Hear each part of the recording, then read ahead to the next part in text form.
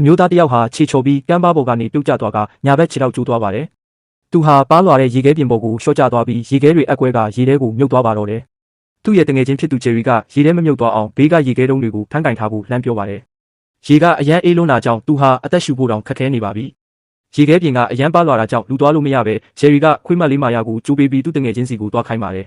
။မာယာဟာဝမ်းလျားမောက်ပြီးတတိထားသွားနေတော့ရေခဲပြင်ကအတန်နဲ့အတူအကွဲသွားတာကြောင့်ကြောက်ပြီးရပ်တန့်သွားခဲ့ပါတယ်။ဂျယ်ရီရဲ့အားပေးမှုကြောင့်မာယာဟာတက်တီမွေးပြီးတငယ်ချင်းဖြစ်သူစီထိရောက်အောင်သွားကကျိုးကွင်းကိုခေါင်းနဲ့ဆွပေးနိုင်ခဲ့ပါတယ်။အဲ့ဒီနောက်ခွေးအုပ်စုနဲ့အတူသူတို့အားလုံးဝိုင်းဆွဲလိုက်တာကြောင့်သူ့တငယ်ချင်းကိုရေထဲကနေကယ်တင်နိုင်ခဲ့ပါတယ်။နှင်းမုန်တိုင်းလာတော့မှဖြစ်လို့သူတို့အမြန်ဆုံးအခြေစိုက်စခန်းကိုပြန်ရပါမယ်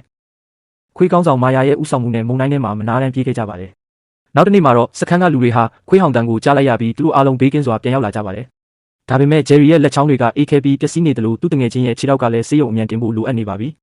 နှင်းမုန်တိုင်းတန်ကြောင့်လူအားလုံးလေရင်နဲ့အရေးပေါ်ထွက်ခွာရမယ့်အချိန်မှာလေရင်ပေါ်မှာနေရာမလောက်တာကြောင့်ခွေးတွေကိုထားခဲ့ရပါတော့တယ်။ခွေးလေးတစ်ကောင်ကလိုက်ဖို့ကြိုးစားပေမဲ့ဂျယ်ရီကလက်ပတ်ကျိုးကိုပုံမြဲအောင်ပြန်ပတ်ပေးခဲ့ပြီးထားရခဲ့ပါတယ်။တစ္ဆာရှိတဲ့ခွေးလေးတွေဟာသူတို့သခင်ဘယ်တော့ပြန်လာမလဲဆိုတာမသိပဲနှင်းတော်ထဲမှာစောင့်ကြိုနေခဲ့ရပါတော့တယ်။